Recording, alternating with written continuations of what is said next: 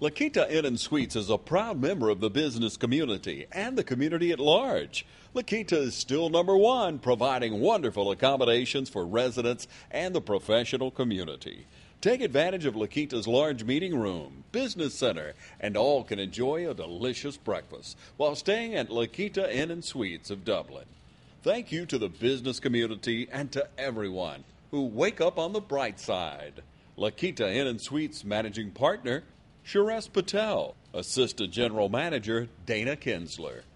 Call La Quinta Inn and Suites at 272-3110 or log on to lq.com. Hello everybody, I'm Pilar Archila, your Pure Gold host, and I'm here with Mr. Pat McGaughey. He is a consultant for our own Chamber of Commerce, and he's here in Dublin with us. He's a public speaker. So here I'm sitting with with him today. How are you today? I'm very well, thank you. Well, I'm so glad you're here. I'm having a great day with you here today. We've had a very nice visit before the show started to record. Yes, and, absolutely. It's very nice to know you. It's very nice to know you, and we have something in common. You all know that I was with my family on Family Feud, and he was in the dating game. Yes.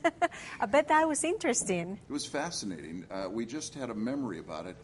The host of the show, Jim Lang, passed away, I think within the last year period of time. Yes. And it brought back memories. I hadn't even thought about it for some time. And then when Miss Willie was sharing with me about you, she had said that you'd been on the Family Feud, and so what are the favorite words there? Good answer. Good answer. It doesn't matter how bad it was. It was a good answer. Oh, but it's great fun, and the experience is probably better, I think, than being on the television show. Yes. I was not even trying to be on the show, but my family, when I was traveling down through Southern California, I was visiting with my sister, and my mother and my sister secretly signed me up to go through it. So I got a call, and I thought, well, that's special. I thought they wanted me, and they didn't. Me and thousands of others that went on, but we did it. I did not win. I was bachelor number one. Oh. And if you ever watched the show... Oh, I have watched the show many times. Oh, but if you were a gambling person, they told us, they said the odds are 7 out of 10 times the Bachelorette or the Bachelor, depending on who's doing it, will pick number 3. Really? Yes, it's they can't remember what they heard. They ask questions. That is so interesting. And they don't take notes, so they go, oh, number 3. Well, usually, and of course, I like number 3 because I have 3 sons. There you go. See? But, of course, if I go to one of those games, I mean, it would have been before I got married. So, no children. Well, and what was fun about it is if you stop and look at the psychology of all these television shows, they have behind door number 1, door number 2, and door number 3. Yes. Bachelor number 1, 2, and 3. So there has to be something about that, I think, somewhere. That is so interesting. So you did not win. So no, Bachelor number 3 did win, but in the consensus, the one who should have was Bachelor number 2. The man next to me, he was the greatest kid, and he had all the best answers, and he went out there. I'd have voted for him. That is so. Yeah. That is so funny. Yeah, it is. Well, we have something in common. We just met today, and we already have something in common. Well, and I used to sit in your chair. Yes. I'm from Coeur d'Alene, Idaho, and there, as the president and CEO of the Chamber of Commerce there, we would interview our members, and we had a similar situation where I got to be on your side. So if you need to know, I'm probably more nervous over here. I'm not used to getting the questions. I'm used to asking the questions. To ask the questions. Where do you live now? I live in Coeur d'Alene, Idaho. Oh, you still live there? I still live there. Okay. I moved to the Pacific Northwest as a young man with my family, and I've lived in Oregon, Washington, and Idaho. That Oregon and Washington, I heard they're gorgeous places. It is. It's just, if you live here in Georgia, you sit around and you look at the scenery that you have, and it's different. Yes. But it's more majestic, I think, when you're in the Pacific Northwest because you have the Cascade Mountain Range, and you Right. have just the beautiful, Remind me of majestic Colombia scenery. and the Yeah, Colombia with the yeah. mountain, the Andes. Yes, and in Coeur d'Alene, we're closer to the Rocky Mountains, where Portland and Seattle in that area where I've worked before, they're on the west side of the Cascade Mountain Range. And now that I live inland, Yes. there's a little town in eastern Washington called Spokane. Oh, yeah. And Spokane, home of the Gonzaga Bulldogs, so if we have basketball fans, they'll go, okay, I know where Gonzaga is, but I don't know where the town is. I have a son that is crazy about basketball. Okay, well then he He for knows. sure would know where Gonzaga and Spokane is. Yes. And we live just 35 minutes to the east in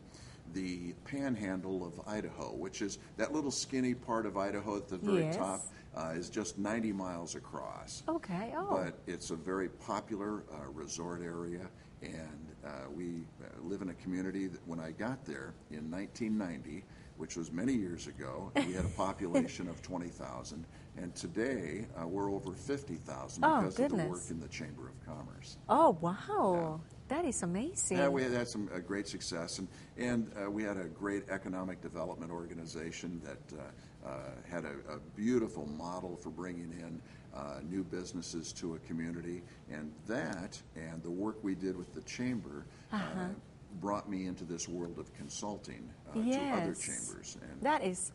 Well, what brought you to Dublin? well, in that aspect of it, I have a background. Since 2000, I left the desk from working behind the desk of a Chamber of Commerce to going on the other side and becoming a consultant. And there are a variety of definitions for a consultant, and I'll share a couple with you that are always fun. A consultant is a person that you pay money, give me your watch, I look at it, give it back, and tell you what time it is. I tell people I'm like a flashlight at high noon. I'm here to illuminate what you can already see. And so when I come in, To highlight, the things. Yes. Well, it's. I guess one of the best analogies is you've heard of outside of the box thinking, and we've all heard of that term. Yeah. But we call it, where I'm from, outside of the forest thinking. And what's that mean? If you ever think of yourself and imagine yourself overlooking a valley, and there's a square mile of trees, okay? And you're standing up there on the hill, and you can see all of them. But then a helicopter picks you up by harness and gently sets you in the middle of those trees, unhooks and flies away. Well, you're in the middle of those trees, and you look around, and you can only see 25, 30, maybe 50 trees. Right. And then you get locked in. And that's when I tell people, I say, in our jobs, whatever our job may be, we're usually surrounded by the same trees. And we don't see everything. And so you have to pull yourself out, get back on the hill, and look So you down, can see better. so you can see all of the trees. Yes. And so I'm a guy that looks at all of the trees, where others, whether it be a chamber of commerce or an association, I come in, I don't know anything more than they know, except I just have a different view. Yeah. And it works. Yeah, because we can get used to the same view. Sure.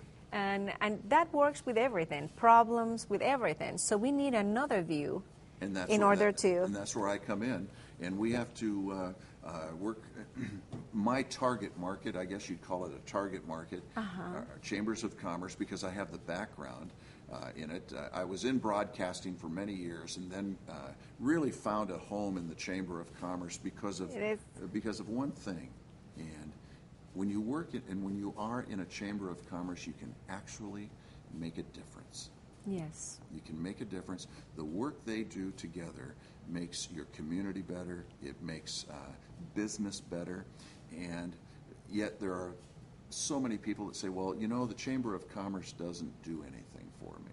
Oh, God. No, they are, and understand, because they don't see it. They don't know the purpose of the chamber. Right. But the great answer, if someone ever says the Chamber of Commerce doesn't do anything for me, I turn around and say that's actually a compliment to us, because you're really saying nothing needs to be done. Because everything has been done already. Everything's perfect, yeah. And then someone will say, well, wait a minute. What about the stop sign at 3rd and May? Don't we need a new stop sign? Or what about schools? Don't they need support from businesses? oh, that's when you call the chamber. You see, the Chamber of Commerce historically has and is the voice of business. It's just supposed to be the collective voice. So when people come together, it becomes a large voice. When more people join, it's louder. a louder voice. Yes. Exactly. Yes. So when people say, why should I be a member of the Chamber of Commerce? My first response is always, oh, power. Yes. Not power to rule, but power to lead. To be a ruler and have power is being a dictator. To being a leader and having power means you can do good things. So when people say, should I join a Chamber of Commerce? Oh, yes. Well, all my business is out of town, but where's your business located? It's where the foundation of your business is. All of the infrastructure, your employees send kids to school, they have roads to get back and forth. All of those things are infrastructure issues that Chambers of Commerce work on. And absolutely. So when we improve that as an organization, we improve the lives of so many. Our community, we improve everything. Yeah, it is. A lot of people don't look at names. Chamber, Commerce, Group of Business. We're just a group of business people doing together what we can't do by ourselves. That's right. I know that you have worked with several hundreds of Chamber of Commerces. What impressed you about our own Chamber of Commerce? Oh, first off, in Dublin and here in Georgia, the culture is magnificent. There is a sense of politeness, which you really have to love in America, and especially somebody who travels all the time. Yes. To be around a culture of people of that, but more so. We had an interesting thing happen. This is my second visit in 1 year here to this chamber. Yes. I came here in May, and we worked together. And I have a process that if we have time a little later, I'll explain. It's a little different facilitation process. I'll come in and give some consulting and tell my chamber boards, wherever I may be working, what's going on across the country. And then we'll stop, and I'll take off that consultant hat and put on my facilitator hat and lead a meeting where they do all the talking and the different things that they're trying to get together. Well, they put together a plan last May that usually takes a Chamber of Commerce a year and a half, sometimes two, to accomplish. Well, I got a call from Randy Jackson, and who's the chairman of the board, the volunteer leader of the organization, and Miss Willie. And they said, we're almost done. And so I said, it doesn't surprise me. Oh, it doesn't. It does not. And you say, what impresses me? It was the commitment that the different board members had to this process that we put together. I'm a guy that doesn't believe in taking a plan and putting it in a nice book. I'll take all of these plans that some people can make a binder that thick to justify their work. Yeah. I take all the goals and put it on one piece of paper. In just one. And say, well, I don't think you need much more than that. And that it's on a table that you'd make on a computer, and then it goes on their agenda. So they spend a day and a half working for the community, working for the organization, and they put it in a book. That doesn't make sense to me. So I say, put it on this agenda. Well, they took it to heart. And the people that serve on this board of directors, I don't have the whole list of names. I can just tell you, to answer your question, what impressed me was their dedication of our board members. Yes, and dedication to the success of Dublin. Well, we're going to take a short break. Okay. Don't go away. We have lots of wonderful information from Mr. Pat McGaughey. All right, we're back, and I'm sitting here with Mr. Pat McGaughey, a consultant for our Chamber of Commerce. Yes. I know you had this afternoon a retreat with our board members. Tell me a little bit about that. What did you talk about today? Well, I'll go back and share with you, we had a retreat in May, and the fact that it was so successful. And that particular retreat found the board working on the foundation of the organization, issues within the chamber itself to help build its stability and to help build its structure. And they just did such a great job with that. And now that we're coming to the point of the year where there's an annual banquet and they were looking for a keynote speaker. And we're going to talk about that. Which is the other half of my business. They said, would you kill two birds with one stone? And would you facilitate another follow-up retreat, which was a little different than the one we did, which was the one you're talking about today. Yes. And then tomorrow night, well, of course this is being recorded, but in time I think it will be the 29th of October, I'll be the speaker at the annual banquet. The annual banquet. So we tied it together so there was great savings to the organization, and it worked very well with my schedule. Right. And today, we asked the board, we said, look at all the things you've done successfully, and we did it pretty much for the organization itself to make sure that it's strong and solid. They talked about membership and those sorts of things that, the benefit of being a member. But then this one, they talked more about the member and what can this organization do for them. We talk, what are the key issues that are facing the community? And workforce development. Probably across the country, this is the number one issue facing businesses today. Is there's a new culture of a generation of people coming out not wanting to do the same type of work that our generation did and the generation before us. So there's a huge cultural change with the generations that come in. Not that it's bad or not that it's... No, it's exactly. It doesn't mean that, but... It's just different. It's different. Sure it is. And but we're getting through it, but with that comes the mindset of the baby boomer generation that's still involved in a lot in ownership, where you have the Xers and Yers that are all coming in now, and they're saying, no, we want to do it a little bit differently. And so trying to mesh all of those together means workforce issues. And then you get into the different educational systems where, some people don't want to go to a full 4-year liberal college. They want to go to a Voc Tech or a technical school to learn a craft. There are so many young students that don't have a 4-point or a 3-point that are bright, that are incredibly smart, but they have a 2-point grade average. And you know why? Is because it's not that they're not smart. They just can't pass a test. Their mind isn't structured to pass a multiple Some people choice. get so nervous when they're doing a test. It's so much. But they're very intelligent. Highly But they just get very nervous. I look at that, and what was so great about today's planning session is the board looked at that and said, we have to be supportive, not of just the higher education, go Bulldogs, University of Georgia, Georgia Tech, and all that. Georgia Tech, hey. There you go, I get it. You can't leave any of them out. And, of course, I'm from the Northwest, so I'm a duck, which is an odd thing for a man to say.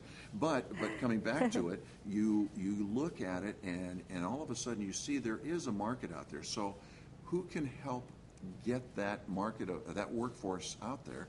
Well, the Chamber of Commerce, because this is an organization that's built on members of businesses. And so what they do is they look to their leaders that serve in the Chamber of Commerce, and these leaders that sat there today said, we have to focus on workforce issues. And then the other issue that came up was crime. Crime's an issue nationally. Yes. It is one of those things, and we were looking at the word itself during one of the breaks. I pulled out my smartphone and I looked it up on the thesaurus, and there was a list of words, synonyms for crime. For crime. And then the antonyms, the words, the opposite of crime. Yes. There were just 2 words. And I thought, there's so many words that that means crime. Well, there's not a real positive way to look at it, but I think that there was a groundswell of support at the meeting today as I just watched them. I'm again the facilitator and not the creator of the idea, but watching their minds come together and say, what can we do? And there's a new gentleman in town who works specifically on crime prevention, and they found themselves wanting to work with him. His first name is Tim, and Tim, I'm sorry, I don't remember the last name, but we're going to be hearing from you. I'm sure he'll be on this show. And because crime costs business so much money, yes, and they say, well, we want to fight it, but we don't have time. That's where a Chamber of Commerce comes in. Because crime affects every business. And so now they're going to be looking in the next 6 months to see what role can we play as an organization to help reduce crime, to help, you're not going to stamp crime out in any way, shape, or form. Yeah, impossible. But they're finding those things that the criminals like doing the most, and they're going to start working together in a crime prevention program, specifically focused on business. But if you help business, you're also helping neighborhoods. Absolutely. Now, you mentioned you're going to be the speaker for tomorrow night at our annual membership meeting. Mm-hmm. Could you please explain to us the topic that we're going to have? You know, the Chamber investment is more than just money. Sure it is. Sure it is. The Chamber banquets are always those things where we bring everybody together and we celebrate people. We have awards. We celebrate our goals that we've done. And if you look at any real smart business plan, the best businesses follow that. They have all of their strategic steps that they do throughout the year. Yes. But one critical one for the most successful businesses is they stop and they celebrate. They just stop and celebrate themselves because, and especially in the Chamber of Commerce, you have so many people that do it for no fee. They're volunteers. Yes.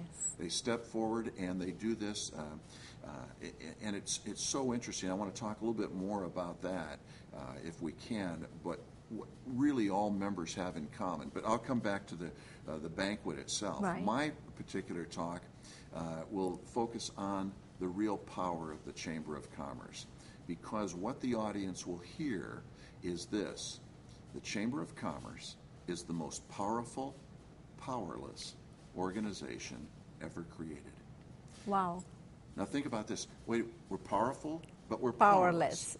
We're powerless because, in fact, we're granted no authority. We're not a municipality. We're not a city. And in fact, the city and the county and any government can literally thumb their nose at the Chamber of Commerce, except at election time. At election time, all of a sudden, people come to the Chamber of Commerce because they understand one thing. There is a huge constituency of members that happen to be business owners, that happen to be employers, that happen to have the ear of so many thousands of people. Oh, yes. Well, while it's good for a politician to want to come and mingle and ask for votes, that's their job. At the same time, those politicians, if they get elected, should keep showing up and keep mingling with the one industry that fuels every tax dollar, and that's business. Yes. And so the Chamber of Commerce, we're powerless because we can make no law. Right. But we're powerful because of two things. A large group of people decided to be members. Yes. Businessmen and women step up, and people say, well, the Chamber is always asking for money. Without money, you have no position. Money is power. We know how that is. So it's what do they say? A necessary evil. Jimmy Buffett said it best. When he talked about money, he said it's the root of all evil, but the sum of our blessings. Yes. It's one of those things that you need it, but yeah, and so you stop and you think about that. So chambers, we do a lot of events, and people pay to go to them, and they do those sorts of things. So we can ultimately have the staff and the organization in place. So when there's time to work on an issue, and I don't mean just necessarily fight against something, but to work with counties and to work with cities and say, what are you doing that needs business support? And this group today was talking about where can we build relationships as opposed to just sit and wait until we disagree. And that's exciting. To me, that's the most exciting when an organization like a Chamber of Commerce, Miss Willie and her team of people, the staff and board members, are saying, we need to build more relationships, not only just with the city and the county governments, but what about with all the communities within Laurens County? Yes, the people and all that. And there was no sense of, we're trying to do this because we're power hungry. We're trying to do this because it's the right thing. Mm-hmm. It comes back to the leader versus ruler. Nobody wants to rule or take over or do any of that. Really, if you could have been in this meeting, you'd have had a sense that these people really want to provide the best. Now, what is the best? We don't know until they tell us. A Chamber of Commerce can't be the voice of business until business tells the Chamber what to say. There you go. And so I'll go back, and I think I mentioned earlier that people, when they say the Chamber doesn't do anything for me, well, we don't do anything until you call. But on the nice thing about it, it's like buying insurance. When you buy insurance, what's the one thing you hope for? When you buy insurance, you hope that you... that I don't have to use it? Exactly. Or, that you never use it. Yeah. We, in essence, I hope you never have to use the Chamber of Commerce. I hope you never have to call. But we're always there like your insurance in case you need us. But for us to always be there, they have to pay their dues. They have to pay their membership investment. Yeah. And even if we've done actually nothing directly with them, the work that we're doing to maintain a great community, to be the support system for business, really is what we're doing. They just don't see it. And then when a crisis comes up that makes the newspaper, well, that's okay. That tells people that we're working. But we are working 24/7. Oh, yes. That's our chamber. Always, 24/7. And they do it very, very well. Excellent. We'll be right back. We're going to take another short break. All right. We're back. We're talking about our Chamber of Commerce, that we're always so proud of our Chamber of Commerce. And I'm sitting here with Mr. Pat. I'm sorry. That's okay. McGaughey. Mm-hmm. It's a hard name. When you see it spelled, it looks like McGaughey or McGaughey. Yeah, so it's a very difficult name to just say, oh, that can't say McGaughey. Exactly. Our Chamber of Commerce is accredited by the U.S. and also the Georgia Chamber of Commerce. The American Chamber of Commerce Executives is an organization that accredits the individual executives, and the U.S. Chamber of Commerce has an accreditation process where you can get 3, 4, 5 stars.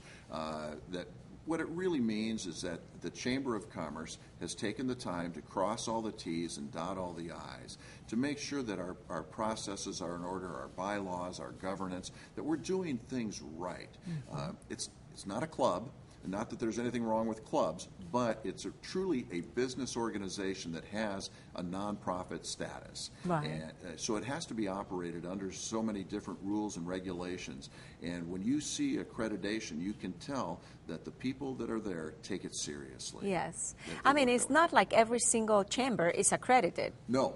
So it's actually, we should be even more proud of our chamber. Oh, absolutely, you should. And when you stop and think, and especially if the state of Georgia has accredited you as well, because you're so close to that body as well, and now you're working not only at the level of the U.S. Chamber, but at the state level. And it just says to the people, the businesses here, these people are taking care of business, and so they're worthy of my membership. And they're serious about this. Oh, have you met Miss Willie? She's serious about this. She's excellent. Yes. One last question. Okay. If there is one thing that you would like to tell our viewers, why is so important to be a member of our Chamber of Commerce, what would be? You have to remember the 80-20 rule. 20% of the people in any organization volunteer and 80% don't, but they still stay a member. And there's 2 types of members in a chamber. There are patriots and there are heroes.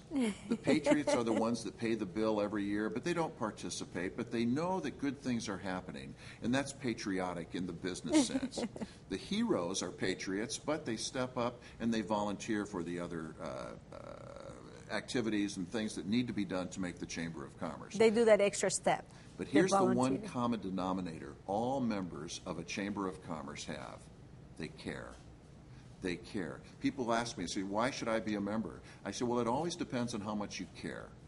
It's a small amount of money. It's a round-trip airplane ticket to someplace. It's $400, $500 a year to make sure that this office that represents us, that the people are there, are always there. And the people that pay that money, they care. Even if they don't have the time to participate, Right. they put their name on the list and they put their money in the chamber bank and they say, keep working and doing that. Now, if there's a particular issue, that they need worked on, they're there like the insurance agent. If they have a marketing department or have people that want to sell their goods and services, there are so many activities that go on that you get a chance to meet business after hours, meetings and functions that go on, even golf tournaments. Those sorts of things are all included in that $400 as far as the opportunity to participate. Yes. Sometimes there's a more fee. Yeah, a little fee. A little fee. Yes, But the thing of it is, if you care, it's the place to care. Out west, we have a term. Chamber of Commerce is where they circle the wagons. Wow. That's when we come together. When there's an issue coming up, that's when we, whether it's crime or whether it's workforce, we circle the wagons. And that's why you should be a member. Oh, I like that. We need to think about that. We need to think about our community and helping. Thank you so much for watching. Thank you so much for being here my with pleasure. us. My pleasure. And I hope you'll come back again. Thank you. Thanks.